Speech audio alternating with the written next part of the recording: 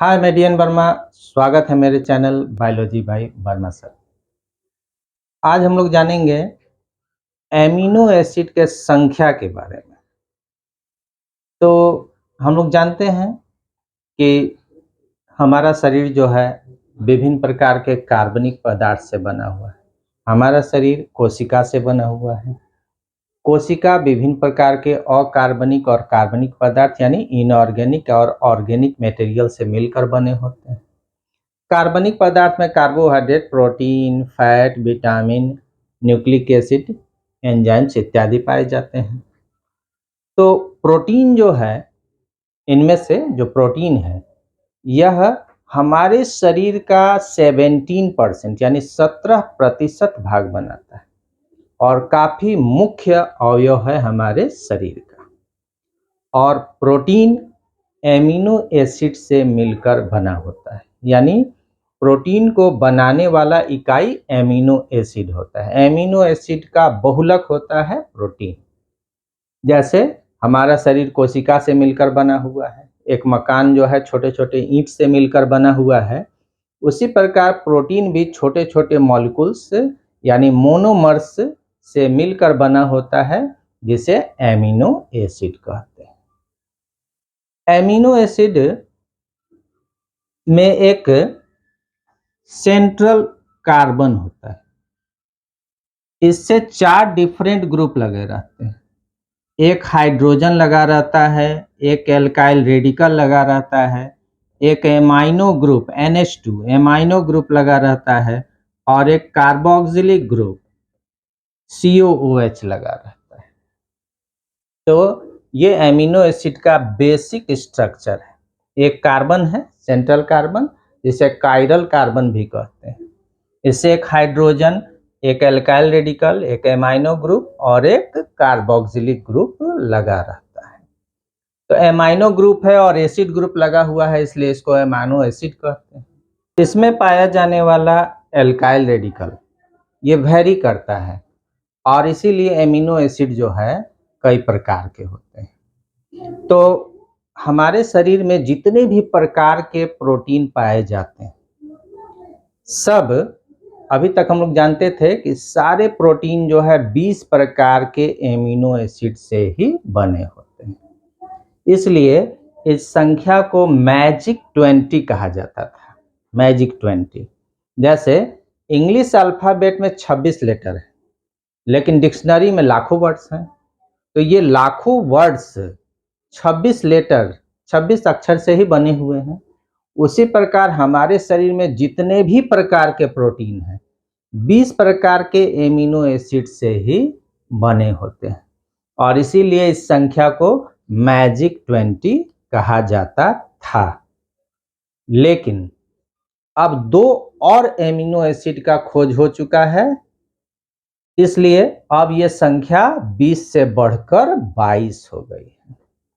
21वां amino acid जो है वो है सेलेनोसिस्टीन और 22वां एमिनो एसिड जो है वो है पाइरोलाइसिन।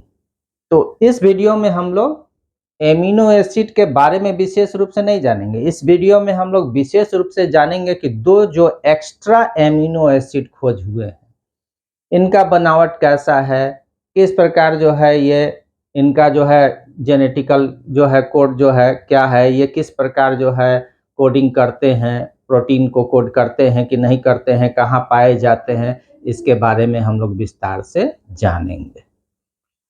तो पहले थोड़ा देख लेते हैं कि जो ये मैजिक 20 था, संख्या दिया गया था 20 प्रकार के एमिनो एसिड के लिए शब्द दिया गया था मैजिक 20। तो ये जो 20 प्रकार के एमिनो एसिड्स थे पहले, यानी अभी भी हैं लेकिन अब 22 हैं। तो 20 प्रकार के एमिनो एसिड को हम लोग 2 ग्रुप में बांटे हुए, एसेंशियल, नॉन एसेंशियल। एसेंशियल किसको कहेंगे? जो हमारे शरीर में बन नहीं पा रहा है, यानी बाहर से भोजन या डाइट के रूप में लेना पड़ रहा है, उसको कहेंगे एसेंशियल है। और जो शरीर में बन जा रहा है, बाहर से डाइट या भोजन के रूप में नहीं लेना पड़ रहा है, उसको कहेंगे नॉन एसेंशियल। तो 20 एमिनो एसिड जो पहले थे उसमें से 9 एमिनो एसिड एसेंशियल ग्रुप में आते हैं और 11 amino acid non essential group में आते हैं। अब एसेंशियल एमिनो एसिड में कौन कौन से एमिनो एसिड हैं? पहला है हिस्टिडीन, दूसरा आइसोल्यूसिन, तीसरा ल्यूसीन, चौथा लाइसिन, पांचवा मेथियोनिन, छठा फिनाइल एलानिन, सातवां थ्रियोनिन, आठवां ट्रिप्टोफैन, नौवां वैलिन। तो ये 9 एमिनो एसिड हैं जो एसेंशियल एमिनो एसिड कहलाते हैं, क्योंकि ये हमारे शरीर में नहीं बनते हैं, इन्हें बाहर से भोजन या डाइट के माध्यम से लेना पड़ता है। नॉन एसेंशियल एमिनो एसिड्स में अब 20 में से 9 हो गया एसेंशियल, तो बचा कितना? 11।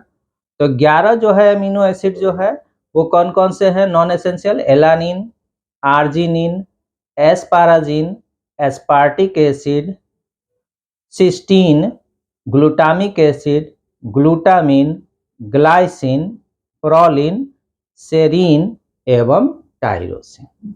तो 11 प्रकार के एमिनो एसिड जो हैं ये नॉन एसेंशियल एमिनो एसिड्स हैं और ये हमारे शरीर में बन जाते हैं, इसलिए इन्हें भोजन के माध्यम से लेने की आवश्यकता नहीं। लेकिन अब जो 2 एमिनो एसिड अलग से जो है खोजे गए हैं, सेलेनोसिस्टीन और पाइरोलाइसिन। तो सेलेनोसिस्टीन मनुष्य में पाया जाता है, लेकिन पाइरोलाइसिन जो है वो मनुष्य में नहीं पाया जाता है, ये आर्किया या आर्की बैक्टीरिया में पाया जाता है।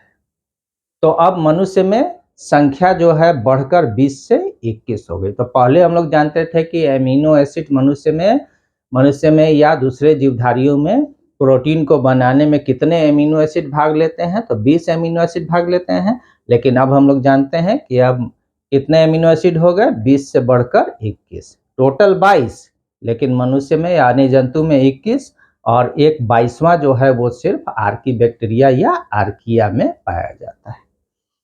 तो इस वीडियो में हम लोग विशेष करके उसी दोनों एमिनो एसिड के बारे में पढ़ेंगे, 21वां नंबर एमिनो एसिड और 22वां नंबर एमिनो एसिड, सेलेनोसिस्टीन और पाइरोलाइसिन के बारे में। तो चलिए देखते हैं आगे।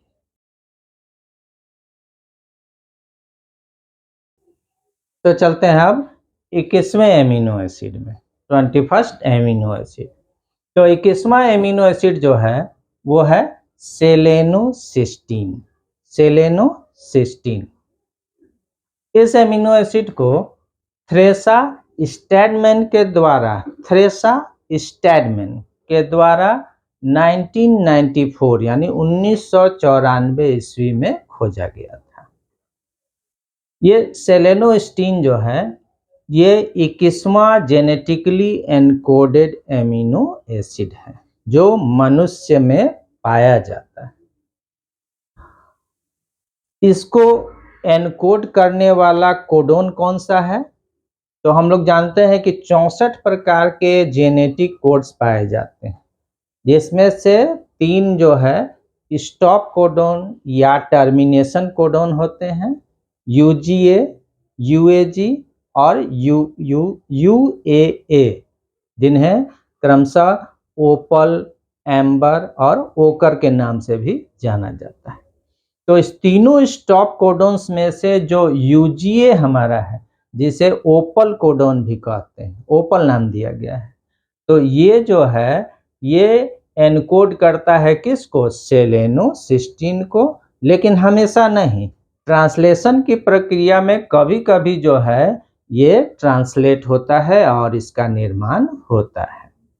तो सेलेनोसिस्टीन को शॉर्ट में SEC के नाम से जानते हैं। ओकेजनली ये ट्रांसलेट होता है। इसका और दूसरा नाम भी है, इसे एल सेलेनोसिस्टीन भी कहा जाता है। तीसरा नाम भी है 3 सेलानिन एल एलानिन के नाम से भी इसे जाना जाता है, या इसे सेलेनियम सिस्टीन भी कहा जाता है। IUPAC नाम इसका क्या है? 2 amino 3 सेलानिन propanoic acid. 2 amino 3 सेलानिन propanoic acid, ये इसका IUPAC नाम है। तो इतने सारे नाम से ये जाना जाता है। अब जानेंगे कि ये जो है सिस्टीन का एनालॉग होता है, यानी सिस्टीन जैसा ही होता है, बस सिस्टीन में सल्फर है और इसमें सल्फर के स्थान पर सेलेनियम है, यानी Fe आ गया है। तो सल्फर को हटाकर उसके जगह पर सेलेनियम आ गया है, Fe आ गया है, इसलिए इसका नाम हो गया सेलेनोसिस्टीन। तो ये भी जाने किसका एनालॉग है। अब इसका केमिकल फॉर्मूला क्या है, तो इसका जो है केमिकल फॉर्मूला है C3H7NO2Se, C3H7NO2Se, ऐसी फॉर सेलेनियम। तो ये इसका केमिकल फार्मूला हो गया। इसका मॉलिक्यूलर मास कितना है, तो इसका मॉलिक्यूलर मास 168.065 ग्राम पर मोल होता है। और ये जो है बहुत सारे एंजाइम्स में पाया जाता है। जैसे आपको बता दें, ग्लूटाथियोन परऑक्सीडेजेस जो एंजाइम है उसमें पाया जाता है, टेट्राआयोडोथायरोनिन में पाया जाता है, और फॉर्मेट डिहाइड्रोजिनेज में भी ये पाया जाता है। तो बहुत सारे एंजाइम्स में ये पाया जाता है। और हम लोग पहले ही देखे कि ये 21वां एमिनो एसिड जो है वैसा एमिनो एसिड है जो मनुष्य में पाया जाता है। टोटल 22 का खोज हुआ है, लेकिन 21वां मनुष्य में है, 22वां मनुष्य में नहीं है। तो अब इसके बाद हम लोग चलते हैं 22वां एमिनो एसिड में, 22nd एमिनो एसिड, जो कि है पाइरोलाइसिन।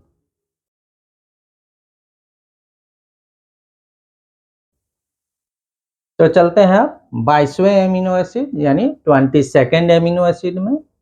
22वां जो एमिनो एसिड है उसे पाइरोलाइसिन कहा जाता है। इसे 2002 ईस्वी में जोसेफ सिस्की एवं माइकल चेन के द्वारा खोजा गया। जोसेफ सिस्की और माइकल चेन के द्वारा 2002 ईस्वी में 22वां एमिनो एसिड यानी पाइरोलाइसिन को खोजा गया। ये 22वां जेनेटिकली एनकोडेड एमिनो एसिड है। इसको UAG स्टॉप कोडोन, यानी UAG अभी बताए थे कि 3 प्रकार के स्टॉप कोडोन हैं। UGA जिसको हम लोग ओपल कहते हैं, UAG जिसको एम्बर कहते हैं, और UAA जिसको ओकर कहा जाता है। तो ये UAG नाम का जो स्टॉप कोडोन है जिसको हम लोग एम्बर कहते हैं, इसके द्वारा ये एनकोड होता है। कौन? पाइरोलाइसिन। ये एक अल्फा एमिनो एसिड है। कैसा एमिनो एसिड है?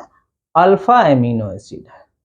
और इसका इस्तेमाल जो है कहाँ होता है, तो जो मिथानोजेनिक आर्किया एवं बैक्टीरिया हैं, ठीक है, इनमें कुछ प्रोटीन को बनाने के लिए इस एमिनो एसिड का इस्तेमाल होता है। मिथानोजेनिक आर्किया मतलब वैसे आर्किया जो मीथेन प्रोड्यूस करते हैं। अब इसका दूसरा नाम क्या है? इसे एल पाइरोलाइसिन के नाम से भी जाना जाता है। केमिकल फॉर्मूला इसका क्या है? C12H21N3O3, C12H21N3O3।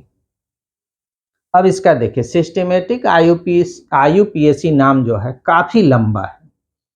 तो देखिए इसका सिस्टेमेटिक IUPAC नाम क्या है? 2S 2 amino 6 2R 3R 3 methyl 3 4 dihydro 2H pyrrole 2 carbonyl amino hexanoic acid. काफी लंबा नाम है। तो ये इसका सिस्टेमेटिक IUPAC नेम है। इसका मोलर मास कितना होता है? तो पाइरोलाइसिन जो है इसका मोलर मास 255.313 ग्राम पर मोल होता है। 255.313 ग्राम पर मोल ये इसका मोलर मास है। और इसको कहाँ जो है खोजा गया? इसे मिथानोसार्सिना बार्केरी नामक मीथेन उत्पन्न करने वाले आर्कियन के मिथाइल ट्रांसफरेज एंजाइम को अचीव करने वाले साइट पर खोजा गया। किसके द्वारा? तो जोसेफ सिस्की एवं माइकल चेन के द्वारा। कितने ईस्वी में? 2002 ईस्वी में। तो ये हमारा 22वां एमिनो एसिड है। कौन सा? पायरोलाइसिन, जो मनुष्य में नहीं पाया जाता है। ये मिथानोजेनिक आर्किया और कुछ बैक्टीरिया में पाया जाता है।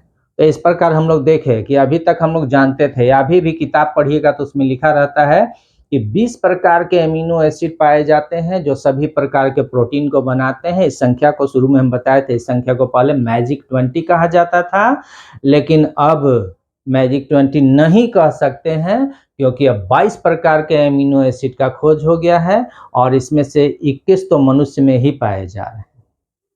तो अब नीट में जो है क्वेश्चन, जब आप नीट का एग्जाम देने जा रहे हैं या स्टेट बोर्ड का एग्जाम दे रहे हैं, उसमें मल्टीपल चॉइस क्वेश्चन जब आए तो अगर ऑप्शन में 22 रहे, 21 रहे तो कैसे आप सॉल्व करिएगा?